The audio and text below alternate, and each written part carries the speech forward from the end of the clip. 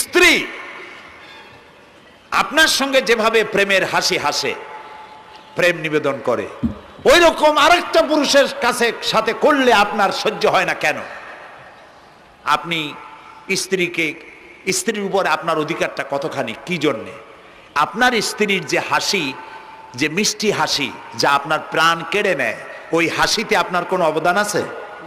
বলেন। তার যে টানা টানা চোখ, সুন্দর ভ্রু, মাথায় অনেক লম্বা চুল, শরীরটা সুন্দর, যৌবন, রূপ, এর ভেতরে আপনার কোনো অবদান আছে? হ্যাঁ আছে, একটু তো আছেই। আপনি যে মুখ দিয়ে বউটা হাসে, সেই ঠোঁটে একটু লিপস্টিক লাগাইছেন। যে চোখের জন্য আপনি পাগল, সেই চোখে একটু কাজল লাগাইছেন।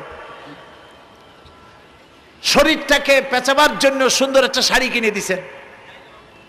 একটা শাড়ি দিয়ে, একটু লিপস্টিক কিনে দিয়ে, চুলের একটা ক্লিপ কিনে দিয়ে, একটা ভালো শাড়ি কিনে দিয়া স্ত্রীর উপরে যদি এত অধিকার আছে যে কোনদিন মৃত্যু পর্যন্ত কোন প্রেমের হাসি, ভালোবাসার আদান প্রদান আপনি ছাড়া আর কারো সাথে করতে পারবে না, এইটা যদি আপনার অধিকার এভাবে প্রতিষ্ঠিত হয়, তাহলে এই হাসি যিনি দিলেন, এই দাঁত, এই সুন্দর চোখ, এই রূপ, এই যৌবন যা আল্লাহ তাআলা দিলেন, তার সামনে কোনো পীর অথবা কবরের সামনে যদি হাত পাতে আল্লাহ বরদাস্ত করেন না।